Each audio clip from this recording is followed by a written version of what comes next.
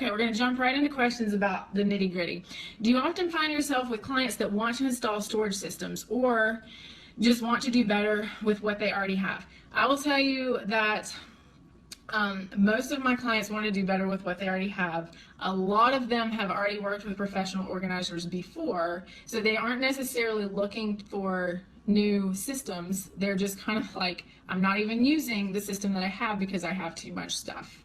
I would say that's always the first problem. I have worked with several families who are who have done renovations and are like building in new storage to their home essentially. And so I work with a local custom closet and shelving company to do that. So okay, Morena says an app with systems or organization ideas. I'm still not exactly sure what you mean, but as far as organization ideas, like I am all over Pinterest all the time, like free ideas. And I'm really comfortable with going into somebody's house and like I'll go on I do my consultation, which is free, and I'm kind of taking in everything, and they know, or I know, like, I mean, we'll book the package or the work, and they'll know, like, by the time I come back, like, I'm gonna have a bunch of ideas for them. And that's kind of how I just personally work, is I kind of have to look at a space, take a break from it, kind of sleep on it a little bit, and then it's like boom, all of it starts to come together for me. I'll send them a ton of ideas from Pinterest with like pictures of things that kind of look similar to their house, so they'll feel like it's really doable, because they're like, oh, that looks like my kitchen except just set up differently. So okay, Gabby says, so if and when you give homework, is it just verbal or is it written down somewhere? A little bit of both, especially because there are some clients who really love it. Like they work really good, like having somebody tell them what to do. And so I will say, okay, I'm gonna get out, I'm like, I really bend like my personality based on the client. And so if they love that part, like if they love getting an assignment and love doing their homework, kind of play that up a little bit, and I'm like, okay, like I'm gonna take out the legal pad, and like, here's the things that you're gonna do before next time, and they're just like, oh yes, and like they'll text me or email me, and they're like so proud, like they want to show me what's been going on, and I, give them claps. I'm like so happy. And then other people really, they know, and they will tell you that they're not gonna do that, and they really are. They're not going to work without you there, and that's okay too. So I mean, I'm really easy on them. Sarah says, do you ever feel like the ones who draw out their packages are losing progress in between sessions? Of course they are, but again, you can't guarantee their results, and so I wouldn't worry about that as much. I mean, the best thing that you can do is, I mean, I'm not saying like you encourage it, like you're just going to sit there and waste the 3 hours, but she knows, like, you're there from 1 to 4, and if she wants to stop at 3 o'clock and tell you stories for 30 minutes, like she needs to kind of realize that she's making that choice, like, for that time that you're there. And when that happens, like, I do my best to kind of say, like, okay, what else can we get done today? I know we got other things that we can knock out, and I'm not trying to interrupt her, but I just am like kind of like gently trying to keep her moving. But that's the thing, is that part of why they're like so happy to have you there is because they want somebody to talk to. So you kind of have to play that role of like, almost like you're serving like as a coach and kind of as like a babysitter, and it's an interesting dynamic, but every single person's going to be a little bit different. Gabby says, about social media with Pinterest, I get why you'd want to create boards to show clients your style or different organizational ideas, but why would you need Instagram on top of that? Here's what I would think. The reason why I would do Instagram as a professional organizer is to show, well, first of all, to show off my taste, like you said, like showing off your aesthetic like you would on Pinterest, but also mixing it in with actual work that I've done, or little personal things about me, just to like give kind of like an overall glimpse of my life. That on Pinterest you're not posting pictures of yourself, but on Instagram you're kind of like here's I don't know, I can't even think of a good example.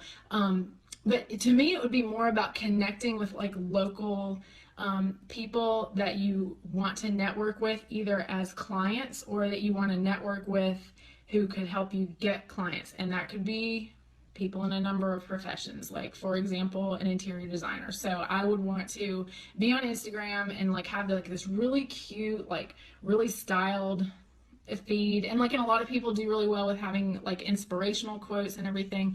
And the thing about Instagram is that, so you have hashtags that you know put in your comments so that people can find your posts. And the thing that I would focus on if I were you would be like if your city like has like a local like hashtag. For example, I live in Greenville, South Carolina, and we have a hashtag. It's called Yeah That Greenville. Hashtag Yeah That Greenville. So like any kind of like local business owner will use that, and that's just one example.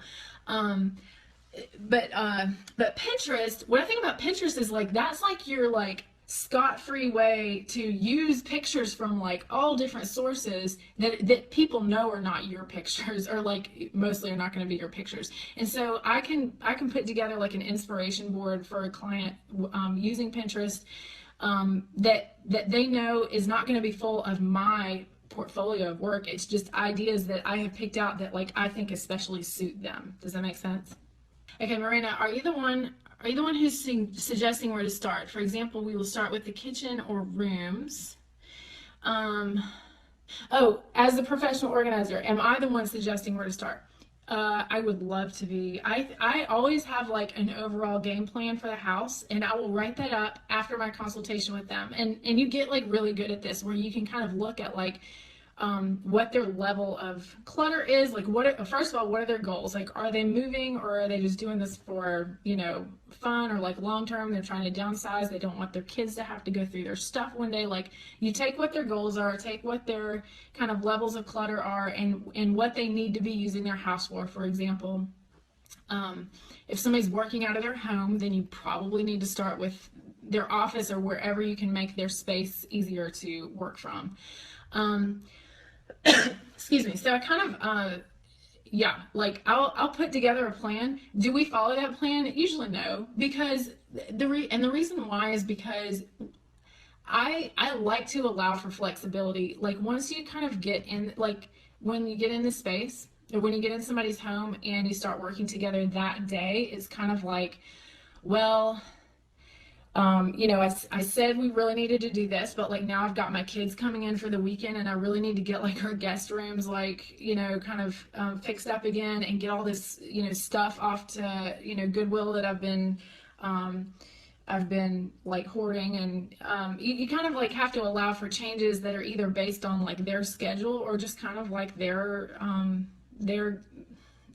what they want to do. I mean, essentially, like I will suggest a plan, I don't force them to follow it. For somebody I worked with who really wanted to do, I mean, she completely wanted to do her entire house, I said, you know, let's start with like your personal spaces. And we started with her personal spaces, but like second session, third session, she's like, I just can't stand it. Like, I really want to start working on the guest room so that I can get things ready to like have the carpet redone and that kind of thing. So I just did that, and we never really went back and started with what I thought should have been done first, but that's okay.